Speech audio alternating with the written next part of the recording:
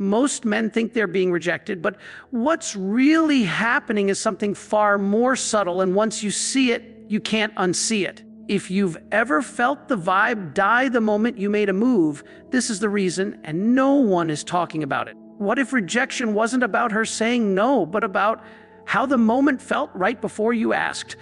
There's a reason some men never have to ask for intimacy, and it has nothing to do with looks, money, or confidence.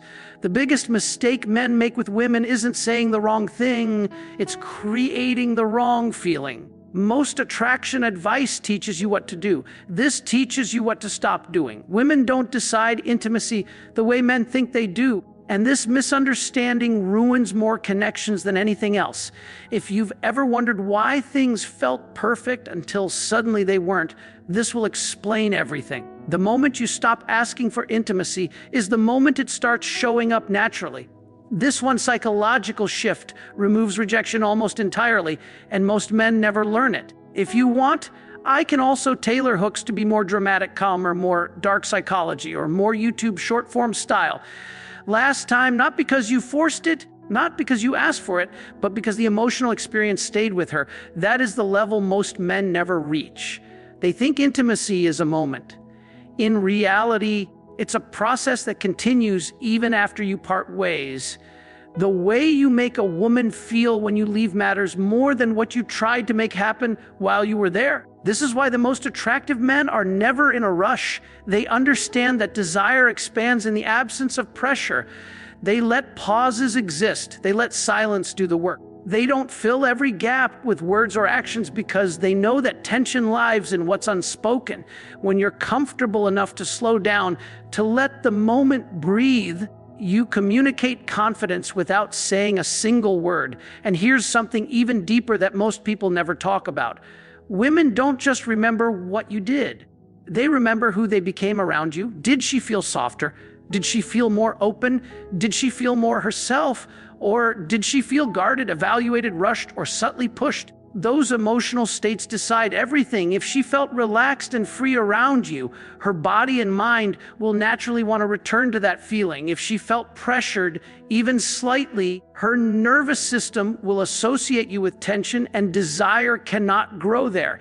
This is why emotional leadership matters. Emotional leadership isn't dominance. It's not control. It's the ability to stay centered regardless of where the moment goes. When you lead emotionally, you're saying, I can handle whatever happens here. That steadiness gives her permission to let go. And letting go is where intimacy lives. You also need to understand that intimacy is not linear. There will be moments when things feel close and moments when they feel distant. Men who panic during distance sabotage themselves. Men who remain calm during distance become irresistible. When you don't react to shifts in energy, you show emotional maturity. You show that you don't need constant reassurance. And that alone builds attraction. If she pulls back slightly, don't chase, stay present. If she changes the subject, don't force it back, follow the flow. When she feels that her autonomy is respected, her desire grows stronger, not weaker. Freedom is intoxicating, and the paradox is that the more freedom you give her, the more she wants to choose you. At some point, intimacy will naturally cross a threshold. There won't be an announcement. There won't be a formal decision. It will feel obvious, easy, and mutual. That's how you know you did it right. No awkward conversations. No forced escalation, just a quiet understanding that this is where both of you want to be. And even then, your energy matters. Don't suddenly change once intimacy begins. Stay the same grounded, calm presence you were before. Many men ruin attraction by shifting into neediness after getting close. They start seeking validation, reassurance, confirmation. But the desire that brought her closer is the same desire that must be maintained. Calm, present, unattached to outcome. If you can hold that state, intimacy doesn't fade. It deepens. It becomes trust. It becomes connection. And connection is what turns a moment into something memorable, something meaningful, something that lingers long after the night ends. So remember, you're not trying to get intimacy. You're creating an emotional environment where intimacy feels like the most natural thing in the world. When you do that, rejection stops being something you fear because it rarely shows up. And when it does, it doesn't shake you because you understand that desire can't be forced, only invited. Stay in your body, stay in the moment, feel, not decide, and you'll discover that the most powerful way to ask for intimacy is never to ask at all, because by the time it happens, both of you already know. There's no confusion, no internal debate, no moment where she feels like she has to justify anything to herself. It simply feels right, and when something feels right emotionally, the mind stops resisting it. This is where true confidence lies, not in bold moves or clever lines, but in your ability to remain whole whether intimacy happens or not. When you are no longer trying to prove anything, you become grounded, and grounded men create grounded experiences. That grounded energy is rare, and women sense it immediately. It tells her you're not here to take, but to share. You're not seeking validation, but connection. Over time, if you practice this way of being, you'll notice something subtle but powerful. Women will start opening up to you faster. They'll share more personal thoughts.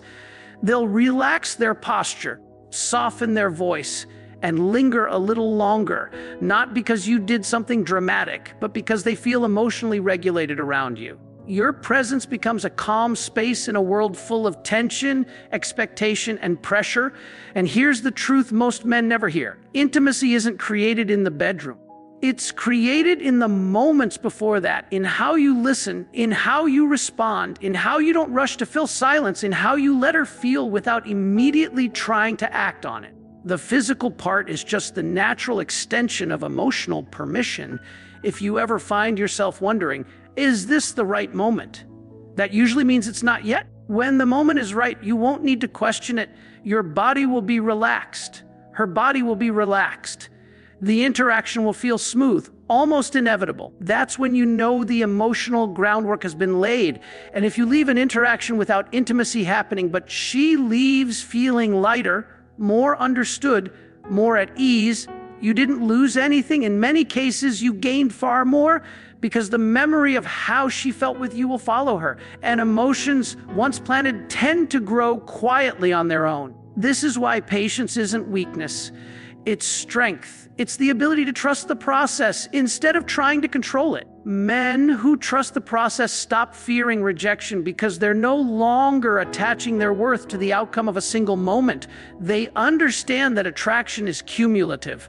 Every calm interaction adds weight. Every respectful pause builds trust. Every moment of emotional attunement deepens desire. Eventually, intimacy becomes less about strategy and more about presence. You stop thinking about techniques and start responding naturally to what's in front of you. You notice her breathing. You notice her tone. You notice when she leans in and when she relaxes, and you move with her, not ahead of her. When you live this way, intimacy stops feeling risky. It stops feeling like something that could be taken away from you. It becomes a shared experience that unfolds when both people are ready. And that readiness isn't forced. It's felt. So carry this with you. Let go of the urge to ask, to push, to rush. Be the man who is steady, aware, and emotionally present. Be the man who doesn't fear silence or space, because in that space, desire has room to breathe, and when desire can breathe, it always finds its way forward, often when you least expect it. And once you truly understand this, your entire relationship with women changes. You stop performing, you stop chasing reactions, you stop measuring your worth by how quickly things escalate. Instead, you start showing up as yourself, fully present, emotionally aware, and unbothered by timelines. That shift alone separates you from the majority of men. Because most men are operating from fear, even if they don't realize it. Fear of being rejected, fear of being seen as weak, fear of missing an opportunity. And fear always creates tension. Women feel that tension immediately. They may not be able to explain it logically, but their body reacts to it. When fear enters the interaction, desire quietly leaves. But when you're calm, when you're grounded, when you're not internally negotiating the outcome of every interaction, something different happens. Your nervous system stays regulated, and hers begins to mirror it. That's when connection deepens. That's when conversations feel effortless. That's when time seems to move differently around the two of you. You begin to understand that intimacy isn't something you trigger with a specific move. It's something that unfolds when emotional safety meets mutual curiosity. And curiosity only exists when there's freedom. The moment she feels free to choose, free to lean in or lean back without consequence, her desire becomes authentic instead of reactive. This is also why trying to win intimacy never works long-term. Winning implies a contest. It implies resistance. It implies someone has to give in. And intimacy can't exist in that framework. Intimacy exists where there is mutual willingness, mutual openness, mutual timing. So instead of asking yourself, how do I get her to want me? The better question becomes, how do I create a space where wanting feels safe? That's a completely different mindset. And once you adopt it, you'll notice that women respond to you differently, not just romantically, but emotionally. They trust you more. They open up more. They feel more at ease being themselves. And when a woman feels emotionally at ease, desire doesn't need to be forced. It rises naturally, sometimes slowly, sometimes suddenly, but always organically. The irony is that when you stop trying to control the outcome, you gain the most influence. Not because you're manipulating anything, but because you're no longer interfering with the natural flow of attraction. You're letting it happen instead of trying to manufacture it. So let moments be moments. Let connection build at its own pace. Let silence exist without anxiety. Let her feel what she feels without rushing her to define it. And most importantly, let yourself remain centered regardless of where things go, because the man who is steady in uncertainty is the man women feel safest exploring intimacy with. And safety is the quiet foundation beneath every real yes. And that safety is not something you announce, it's something you embody. It shows up in how you respond when things don't go exactly the way you imagined. It shows up in how you accept a pause without trying to fill it, how you accept a boundary without taking it personally, how you accept uncertainty without collapsing into doubt or ego. That emotional steadiness speaks louder than any words ever could. As you move through more interactions with this awareness, you'll notice a deeper shift inside yourself. You'll stop seeing intimacy as a test you need to pass or a prize you need to win. It becomes a shared experience that unfolds when two people are emotionally present at the same time, and that understanding takes an enormous weight off your shoulders. You're no longer carrying the burden of making something happen. You're simply allowing what's real to reveal itself. This also changes how you handle moments of rejection when they do occur. Instead of internalizing them as a failure, you see them for what they are: a lack of alignment in that moment. Not a judgment of your value, not a verdict on your desirability, just timing, context, and emotional readiness not lining up.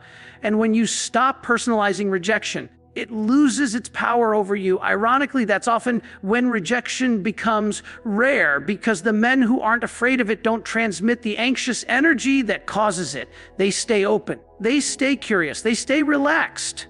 And relaxation is deeply attractive. It signals confidence without arrogance, interest without need, desire without pressure. You begin to trust that what's meant to unfold will unfold. You don't cling, you don't force, you don't rush to define things before they're ready to be defined.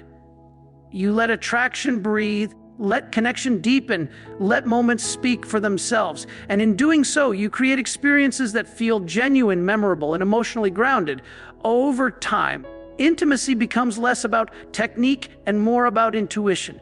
You feel when to pause, you feel when to lean in, you feel when to simply stay present and let the moment carry you forward. There's a quiet knowing that replaces overthinking, and that knowing comes from being connected to yourself first. That's the part no one teaches. The strongest intimacy skills aren't about reading her signals perfectly. They're about being so internally settled that you can respond naturally to whatever shows up. When you're centered in yourself, you don't need constant signs or guarantees. You trust the flow. You trust your presence. You trust the process. And when two people meet in that space, intimacy doesn't feel risky or complicated. It feels obvious. It feels earned without effort. It feels like the most natural next step rather than a question that needs to be asked. So carry this forward with you, not as a script, not as a trick, but as a way of being. Let your calm lead. Let your awareness guide you. Let the moment unfold without interference. Because when you do, intimacy stops being something you chase and becomes something that meets you exactly where you are. Naturally, without effort, without anxiety, without that familiar knot in your chest that comes from wondering whether you're doing enough or doing it wrong. Because at that level, you're no longer trying to manage the outcome. You're simply present with what's unfolding, and presence is the rarest currency there is. When you truly embody this, people feel it before they understand it. A woman may not consciously think this man is emotionally grounded, but her body will respond as if she's safe. Her voice will soften. Her movements will slow. Her attention will stay with you longer. And that's not something you can fake or force. It only happens when you're genuinely relaxed inside yourself. You start to realize that intimacy isn't sparked by escalation, but by permission. Permission to feel. Permission to pause. Permission to be exactly where you both are without needing to justify it. And the more permission you give, the more willingly she offers herself emotionally. That's when closeness stops feeling fragile and starts feeling solid. There's also a quiet confidence that develops when you stop chasing moments and start allowing them. You don't rush conversations toward a destination.